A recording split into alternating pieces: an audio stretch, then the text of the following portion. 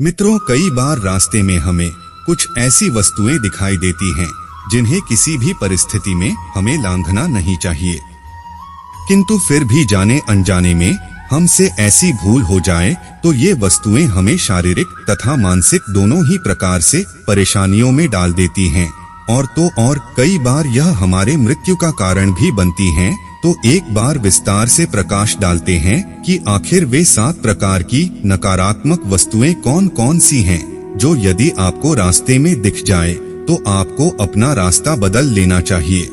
नमस्कार मित्रों, एक बार फिर से आपका हमारे YouTube चैनल माया लोक में स्वागत है।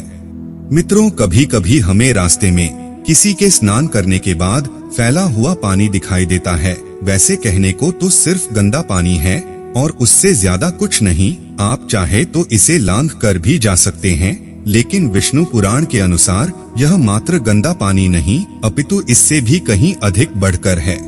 दरअसल हिंदू पुराणों में स्नान के संदर्भ में विस्तार से बताया गया है।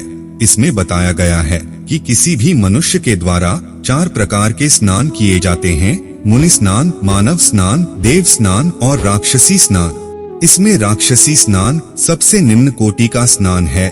साथ ही इसमें यह भी बताया गया है कि स्नान से न सिर्फ आपके दिखाई देने वाले इस भौतिक शरीर की, बल्कि इससे आपके सूक्ष्म शरीर अर्थात ऊर्जा से बने ऐसे शरीर जो अस्तित्व में तो है लेकिन दिखाई नहीं पड़ते, उनकी भी अशुद्धियां धुलकर इस जल में मिल जाती है।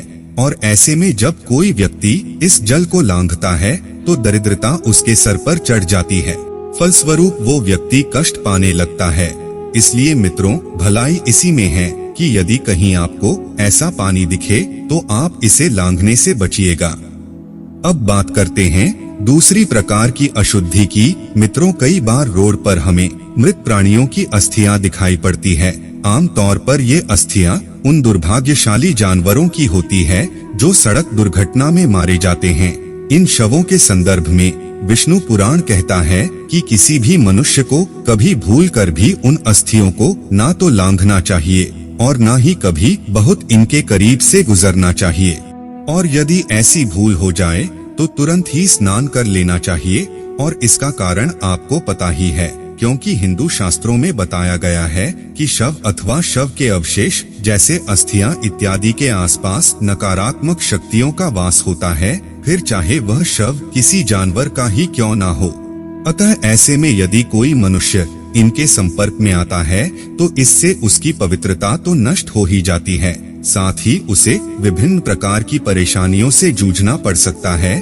तो मित्रों, जितना हो सके आप इस सब झंझट से बचकर रहिएगा। अब बात करते हैं तीसरी अशुभ वस्तु की, जो कुछ और नहीं बल्कि बाल है। मित्रों, कहने को तो बाल बड़ी साधारण सी चीज है, लेकिन हिंदू धर्म में बालों को बड़ा ही अशुभ माना जाता है। बालों के संदर्भ में एक बार महाज्ञानी भीष्म ने अर्जुन से कहा था, यदि कभी भोजन में बाल आ जाए तो भूल कर भी उस भोजन को ग्रहण न करना, क्योंकि फिर उस भोजन पर पिशाचों का अधिकार हो जाता है। इस प्रकार से बालों के संदर्भ में यह माना जाता है कि यह किसी भी मनुष्य के सिर पर भार के समान है। अतः जब कोई व्यक्ति अपने बालों का त्याग करता है तो न केवल अपने बालों को उतारता है, बल्कि बालों के साथ साथ वह अपने उन नकारात्मक विचारों का भी त्याग कर देता है जो कहीं न कहीं उसके कष्टदायक जीवन का कारण बनते थे। और इसी वजह से मौत, मयत अथवा जीवन की नई शुरुआत जैसे शुभ अशुभ अवसरों पर मुंडन करवाया जाता है। अतः दोस्तों, किसी भी व्यक्ति को किसी भी अन्य के कटे हुए बालों को लांघना नहीं चाहिए, अन्यथा बालों का त्याग करने वाले का भार उसे लांघने वालों के सर चढ़ जाएगा। अब बात करते हैं चौथी वस्तु की, और वो वस्तु है भस्म अर्थात राख। मित्रों, ऐसे में होता यूं है कि जब कभी धार्मिक अनुष्ठान हेतु यज्ञ हवन किए जाते हैं तो भूलवश यज्ञ की राख रास्ते में फैल जाती है। अब चूंकि यह भस्म धार्मिक अनुष्ठान अथवा अग्निदेव की कृपा से उपजी है, अतः यह अत्यंत ही पवित्र होती है। ऐसे में यदि कोई व्यक्ति जाने अनजाने में इसे लांघता है अथवा इस पर पैर रख देता है तो वो पाप का भागी हो जाता है और फिर वह अपने जीवन में कष्ट पाता है। हालांकि यह बात सिर्फ हवन की राख पर नहीं अपितु हर सजीव व निर्जीव वस्तु जैसे भोजन, पानी अथवा पूजा पाठ में प्रयुक्त किए जाने वाली तमाम वस्तुओं पर लागू होती है। अतः आप ऐसी गलती करने से बचें। इसी प्रकार से मित्रों, यदि हम पांचवी वस्तु की बात करें तो इसमें हमें कभी उस रास्ते से नहीं गुजरना चाहिए जिस रास्ते पर कांटे हो। दरअसल मार्गों में कांटे आना या कांटों से भरे मार्ग पर चलना दुर्भाग्य का प्रतीक है। विश्वास किया जाता है कि जब कोई व्यक्ति ऐसा करता है तो उसे चोट लगने का खतरा तो रहता ही है, साथ ही साथ यह कांटे उसके दुर्भाग्य में भी बढ़ोतरी कर देते हैं और उस व्यक्ति को अपने जीवन में नित नए संघर्षों से जूझना पड़ता है।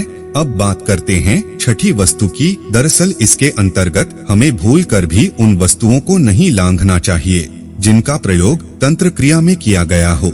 इसमें होता यूं है मित्रों कि कई बार तांत्रिक जन किसी प्रकार की नकारात्मक शक्ति को संतुष्ट करने हेतु सुनसान स्थान, सड़क अथवा चौराहों पर उसी भूत प्रेत के द्वारा बताई गई वस्तु जैसे मिठाई, मांस, अंडे, पान का बीड़ा, लौंग, पूरा कपड़ा, नींबू या कोई और नई नवेली वस्तु रख देते हैं ताकि वह नकारात्मक शक्ति आकर उन वस्तु को ग्रहण कर सके। किंतु ऐसे में यदि भूलवश आप उस वस्तु को उसके आने से पहले ही लांघ देते हैं, इससे वह नकारात्मक शक्ति रुष्ट हो जाती है और फिर वह आपका हित करने के लिए आपके पीछे लग जाती है। आम बोलचाल की भाषा में इसे प्रेत बाधा कहते हैं। अतः मित्रों, यदि आपको रास्ते में कोई ऐसी वस्तु दिखाई पड़े तो बेहतर होगा कि आप इसे लांघने के बजाय इससे बचकर निकलिएगा। यदि संभव हो तो आप अपना रास्ता ही बदल लीजिएगा। अब बात करते हैं अंतिम और सातवीं वस्तु की।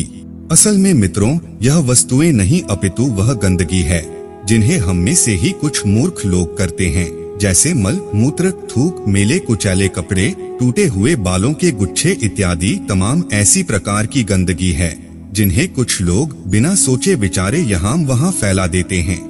ऐसे में दोस्तों, वायुमंडल में उपस्थित कई प्रकार की नकारात्मक शक्तियां इस प्रकार की गंदगी की ओर आकर्षित होती है और जो व्यक्ति अपने पैरों से इन्हें लांघ देता है या कुचल देता है, परिणाम स्वरूप वह व्यक्ति पेट अथवा सिर के दर्द से पीड़ित हो जाता है।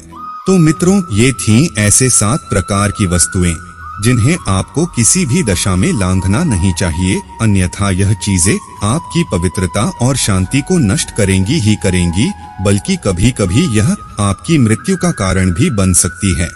मित्रों, उम्मीद करते हैं आपको यह जानकारी जरूर अच्छी लगी होगी। ऐसे और भी वीडियो देखने के लिए अभी सब्सक्राइब करें माया लोक यूट्यूब चैनल को और वीडियो में अंत तक बने रहने के लिए आप सभी का बहुत बहुत धन्यवाद।